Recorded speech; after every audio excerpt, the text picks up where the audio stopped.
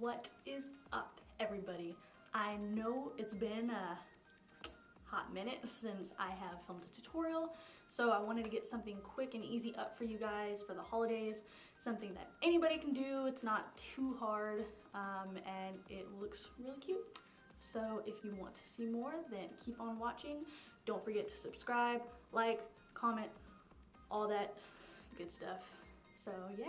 What's up, everybody? I'm gonna go ahead and get right into it. So first I'm gonna go ahead and brush through my brows. This will make it easy for the application. And I am taking the Anastasia Dip Brow Pomade in Ebony. And first I'm just going to start off with outlining the lower part of my eyebrow. And then I'm going to take it and I'm going to outline the top part. And then afterwards I'm just going to go ahead and fill it all in. So at the end, what I like to do is, completely unnecessary, but if you guys want to, I like to take the dip brow, and then I also like to take the powder, the duo powder. And then afterwards I like to go in with the brow gel, tinted brow gel. And this is just the process that I use to make my brows look exactly how I want to. If you guys are beginners, like I said before, by all means you do not have to do every single one of these steps. You can go ahead and just do either the pomade, the powder, or you can just do the brow gel even. If you have more fuller brows, I highly suggest just taking the brow gel and combing through your brows. So now I'm just going to go ahead and clean up any mess I made with some concealer, put it on the back of my hand, and take a nice little flat brush like this and clean up the edges, make it look nice and sharp. So then after, what I like to do is I like to just blend all that out with a damp beauty sponge. That way there's no harsh lines or anything like that. And then I'm going to go ahead and go in with some concealer again, and I'm going to put that all over my eyelid. And then I'm going to take this shade right here from the Morphe 350 matte palette, and I'm going to set my brow bone to crease. That way it's easier to blend all the shadows. So now I'm going to take this shade from the Morphe 350 matte palette, and this is going to be our transition shade. And I'm going to take just a nice big fluffy blending brush, and I'm going to blend that into my crease and on the outer corner of my eye. And then I'm going to go ahead and go in with this darker kind of red orangish shade, and I'm going to take a smaller blending brush. This one's just a little bit more precise, and I'm first going to tap that color onto the outer corner of my eyelid, and I'm going to blend the color into lower in my crease than I did the transition color. And this is going to create a nice gradient effect. The key is just to blend, and you can put the color to your liking. Start off small instead of just going in heavy. So now I'm going to take this darker color, and this one is going to stay more on the outer corner of my eye. I'm not going to blend this one too much into my crease, and this is going to open my eyes and make them look wider. You don't have to put this as far out as I am. I have really small eyes, so I like to do it this way. So now I'm going to go ahead and cut my crease. This does not have to be perfect, because we're not doing a very sharp cut crease. It's just going to be like a nice soft one. So I'm going to take some concealer and a nice little tiny concealer brush. This one is actually my favorite. It's by Wet n Wild. And I'm going to just gently cut the crease, and I'm going to stop about halfway into the eye. That way it's not just a full cut crease, it's a half cut crease. So next, I'm going to go ahead and go in with this shimmer shade from the Morphe 350 Shimmer Palette.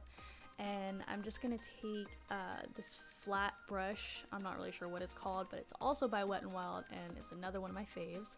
And I'm going to take the shimmer shadow, and I'm just going to put that in the same areas that I did the concealer, where the crease was cut. And at the end I did dampen my brush, that way the shimmer was a little bit more intense. So now I'm going to go ahead and go in with that more precise blending brush, and I'm going to take that darker color and I'm going to just kind of blend that all together so it looks nice and gradient. And now I'm going to go in with the face products, and wow, doing this, I just realized that I do not look cute at all doing my makeup.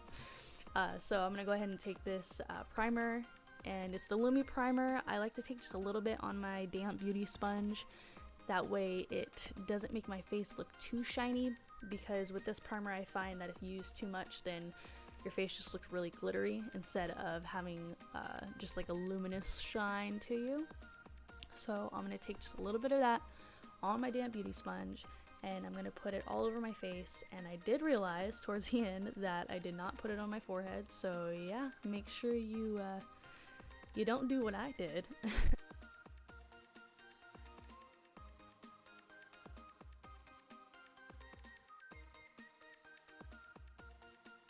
So now I'm going to go ahead and go in with my foundation, and this is the Becca Luminous Foundation, I believe. I'm not sure exactly what the name of it is. I should probably go look it up, but it's so far away from me right now. It's the one with the little spout like this.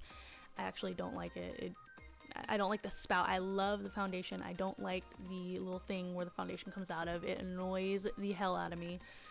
But I'm just going to take that, put it on my damp beauty sponge. I'm going to put it all over my face first, and then from there I'm going to go ahead and blend it in.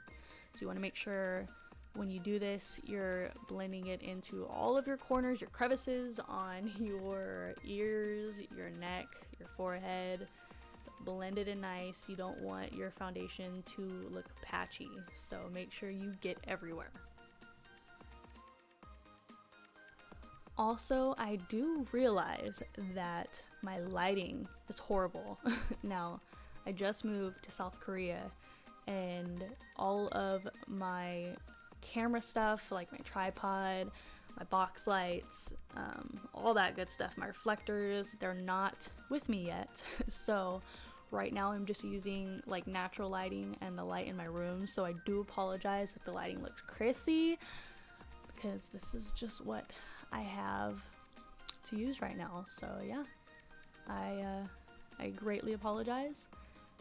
If you guys, have some problems with it, by all means, you can back out now. You do not have to watch the rest, but you should probably just watch the rest because you're already too far in. So yeah. So after foundation, after we go ahead and blend it all in nicely, I'm going to go ahead and go in with my favorite concealer ever. I love the applicator on it. The applicator is everything to me. It's nice and it's big and fluffy. This is the Tarte Shape Tape. I'm sure you guys have seen this everywhere. This is my favorite concealer that I have ever gotten. And a little goes a long way. Like, I use this thing for literally everything. And it like has lasted me forever. I use it, to cut my crease. I use it for a base shadow, or not a base shadow. I use it for a base for my eyeshadow. Obviously use it as concealer, what it's supposed to be used as. It's like multi-purpose. So I'm just gonna put this underneath my eyes, and then I like to put it underneath where I would contour. That way it kind of lightens up that area. And then I'll put a little bit on my nose and a little bit on my forehead. I don't want to put the concealer where I have that nice gigantic pimple, because then it's just gonna brighten it and make it more visible, which is something that I don't want to do. And then next, after I do that, I'm going to take my Laura Mercier translucent setting powder, and I'm going to set my under eye to prevent it from creasing. And this stuff gets everywhere. That's the downside of setting powder. Next, I'm going to take my trusty Kat Von D Shade and Light Contour Palette, my favorite palette ever. I'm seriously surprised I have not hit pan yet. I'm going to take this nice middle shade right here. And this is one of my favorite contour brushes ever. It fits into the hollowness of my cheeks perfectly. I'm going to take this and I'm going to first kind of like draw that little line, and then I'm going to just blend upwards. That way it's not too harsh. And so yeah, I'm gonna do that, and then afterwards I'm going to go ahead and take my my eyeshadow, and I'm going to I do everything in such weird steps. This is just how I do it. If you guys find your own little groove, then you do you, boo-boo. So I'm going to take my eyeshadow, my under eye eyeshadow, and I'm going to take that lighter reddish orange shade first, and then afterwards I'm going to take the darker shade with a pencil brush, and I'm just going to go ahead and blend that out and give a nice little smoky effect. And now I'm going to take my Champagne Pop split pan, my Becca split pan, in Champagne Pop and Flower Child, and I'm going to take the highlighter part. Oh, I forgot to mention that I did put mascara on my bottom lashes off camera. Yeah, so I'm going to put the highlight on the inner corner of my eye, and then afterwards I'm going to go ahead and take the blush from the same palette. This is Flower Child. It's one of my favorite blushes. Same thing with this, a little goes a long way, so you want to make sure that you barely dip it in or else you're going to look like a clown. I have made that mistake before, and so I'm going to take a nice big fluffy brush. This one is also by Wet n Wild. Their brushes are amazing and they're cheap and affordable. And then afterwards I'm going to take the Champagne Pop, my trusty highlighter. You really cannot go wrong with this highlighter, I swear. And I'm going to take this brush by Real Techniques. It's a fan brush, and I'm going to go ahead and pop that on my cheeks.